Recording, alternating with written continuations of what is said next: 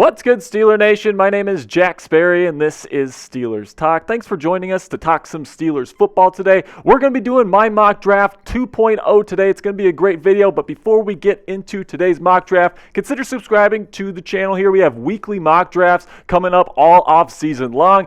We have daily Steelers news and rumors content. It's going to be a great off season for the Steelers, trying to build an AFC North champion for the 2023 season. And then every time the Steelers make a cut, every time they make a trade, every time they make a move this offseason, we are going to have breaking news coverage for you here on the channel.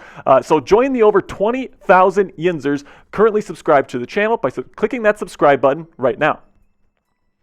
All right, so before we get started here is the list of all of the draft picks that the Steelers have to work with. They've got a first rounder, 2 second rounders, a third rounder, fourth rounder, 2 sevenths for a total of 7 picks. So without further ado, let's just reveal my number one pick here, which is Broderick Jones, the left tackle out of the University of Georgia, number 17th overall in 1.0 mock draft. I took Christian Gonzalez, the cornerback out of Oregon. This time I went with Broderick Jones because if the Steelers do not address left tackle in free agency, and right now, as we sit right now, they have not done that because we're not in NFL free agency, they are going to go after a left tackle, in my opinion, because in my personal opinion, guys, Dan Moore Jr. is more of a right tackle kind of guy than a left tackle guy. Broderick Jones is someone that has all the physical tools to be a superstar left tackle in the National Football League. He's got really long arms. He's got a powerful frame. He is nasty as a run blocker. He's got that Pittsburgh Steeler kind of mentality where he just wants to go out and run somebody over. I really like that.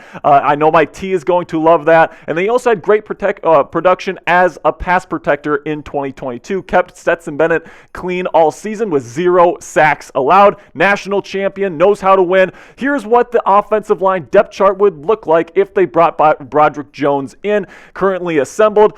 You take a look at all that stuff. I would move Dan Moore Jr. over to right tackle, probably cut Chukwuma Okorafor after a rough season. I don't want to pay him, I think it's close to $13 million if he shows up for 2023, so I don't want to pay Okorafor. I'd rather move Moore over to right tackle, bring Jones in at left tackle, and I think currently assembled right there, that is at least workable with Kevin Dotson, Mason Cole, and James Daniels rounding out the rest of the offensive line. I think that's something that Kenny Pickett can grow with. I think it's something that would be serviceable for the Pittsburgh Steelers in 2023. But let me know in the comments section right now, who should Pittsburgh draft in round 1? Give me a player you want them to take in round 1 in the comment section. This is the pinned comment on today's video. So whenever there's an ad break here on the show, just go ahead and go into the comment section, find that pinned comment. It'll be right there at the top, and answer today's question. All right, so number 2 here in the first pick of round 2, I have them taking Devon Witherspoon. And personally, guys, I don't think he's going to be here in come draft night, right? I think he's going to be a first-round pick, but right now on the NFL Draft Media Consensus Big Board, he is currently ranked 35th. So right now, he's expected to be a second-round pick. So if they're going to say he's going to be a second-round pick, I am going to take him in the second round here. I think actually on draft night, first night of the draft, I think he'll be a top 15 pick. I think that his film is probably the best film of any cornerback in this year's NFL draft. Second in the country in overall Pro Football Focus grade there at the cornerback position. And then he also has all the tools to be a true lockdown cornerback 1 in the National Football League. I think this kid is going to be special in this league. I think if you draft him and you combined him with his brother, Ahkello Witherspoon there, Levi Wallace, Cam Sutton in the slot there, if you bring him back, of course. You look at the situation for cornerback for the Steelers, they're probably going to be making a couple moves here. It'll be interesting to see which guys they bring back, which guys they cut. But if Devon Witherspoon is somehow there in the second half, I don't think the Steelers can pass him up. And right now, the Steelers are trying to upgrade their roster. You should be trying to upgrade your financial situation with our sponsor today, Rocket Money.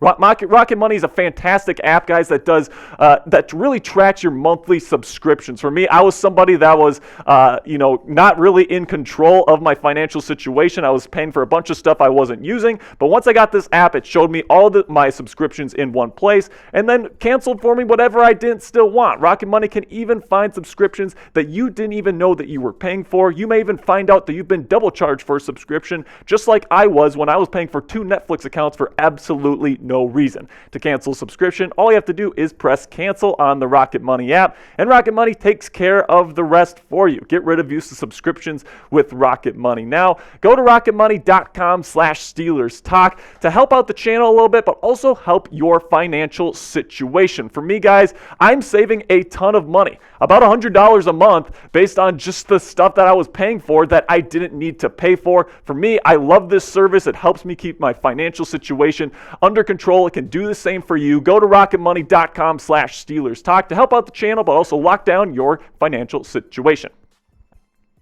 All right, number 3 pick here for the Steelers here in round 2, number 49th overall. I have them taking the edge rusher out of Army, Andre Carter II. Now, this guy's been in the news lately because there was a bill in Congress that would have prevented him from actually going into the draft because he is from Army here, but that situation's all figured out, and now I have the Steelers taking him here in the 2nd round. Right now, the Consensus Media Draft Board actually has him as a first-round pick, number 29th on their list. But I think because this guy's a bit raw, and Army plays a lot of wide 9 formation. So what wide 9 means is that all 4 defensive linemen are spaced out a ton. You don't really see that a lot, especially on 1st and 2nd down in the National Football League. I think that this guy's going to have to learn more of a pro scheme. And although, he's 6'7", 260, man, this guy's a really, really good player. He's a little bit raw, and he's going to need a little bit of time. So I think the Steelers, with his mentality,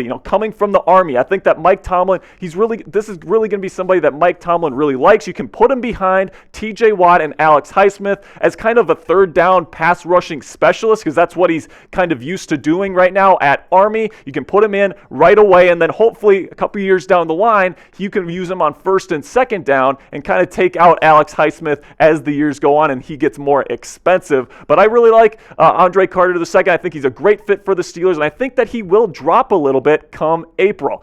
All right, guys, if you have a draft question that you want to ask me, or you have an idea for the draft that you want to run by me, go ahead and interact with me on Twitter. I'm at Jack_Sperry on Twitter, and then I'm also on at SpareDogFootball on Instagram. I usually check my DMs and my messages pretty frequently, guys. So if you have an idea for the Steelers draft, free agency, whatever it may be, just go ahead, hit me up on Twitter or Instagram. Again, I'm at Jack_Sperry on Twitter and at SpareDog.Football on Instagram.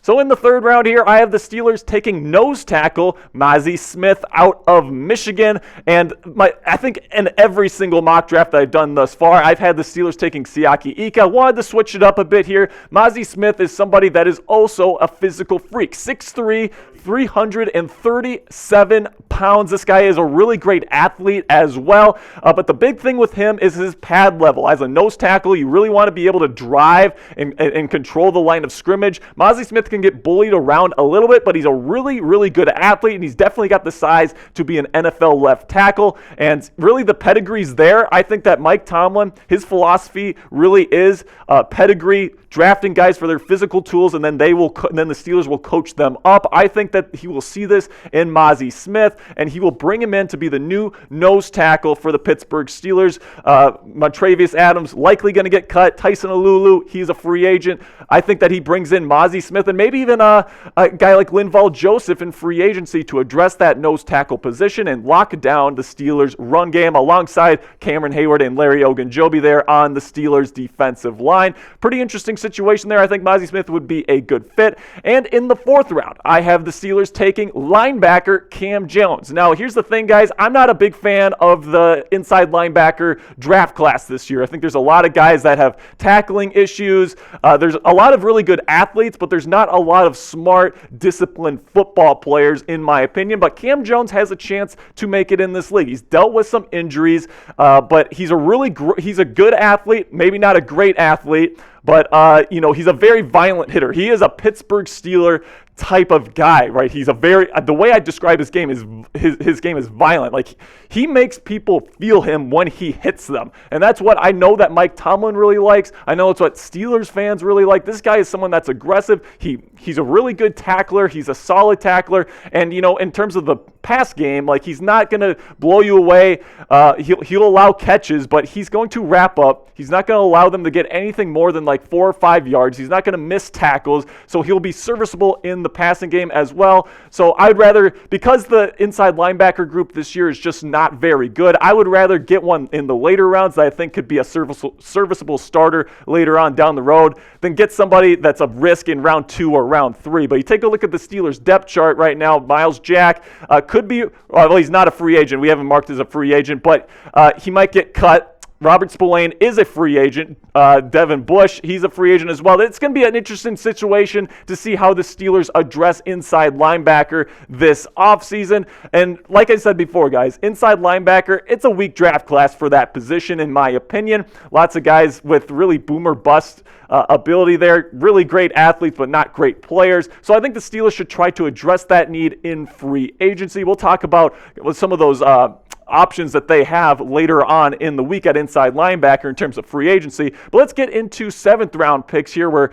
I have them taking Nathaniel Dell again. Last week I had them taking Dell in the 7th round as well. I think that when it comes to the NFL, you can never have enough electricity to your offense. Like, Nathaniel Dell, not great hands, maybe not the best route runner in the world, but when he gets the ball in his hands, he is electric. He can make guys miss. He could potentially be a special teams kind of weapon for the Steelers. I think he'd be a good investment. And then I have them taking Max Duggan because, they're likely going to be cutting Mitchell Trubisky. Mason Rudolph, I don't see him coming back this year. So you grab a guy like Max Duggan, somebody that, I think Mike Tomlin will really like his mentality, somebody that's a team-first guy, someone that really works hard, somebody that could potentially come in and earn a backup spot. Why not put Max Duggan in there, national championship participant? It'll be interesting to see what the Steelers do with what they do at quarterback here in this offseason, see what kind of backup they get for Kenny Pickett. But let me know in the comments section. Grade my mock draft this week. Type A, B, C, D, or F in the comment section to let me know what you thought of this week's mock. All right, guys, we're about to wrap things up here, but here's another reminder to go subscribe to the channel. We got weekly mock drafts every single week, draft and free agency coverage every single week as well, draft rumors, free agency rumors, draft targets, all these great videos that we have coming out here in just the next couple of weeks. And then again, breaking news coverage is really why you subscribe and turn on notifications so you know when we put out new videos, because, if you want to stay up to date on everything that the Steelers are doing this offseason, this is the channel for you. And we appreciate you here at Steeler Nation if you made it to the end of the video. So type "here we go" in all caps if you are a true Yinzer and made it to the end of the show. All right, Steeler Nation, that'll be it for today. I'll see you guys tomorrow. Peace.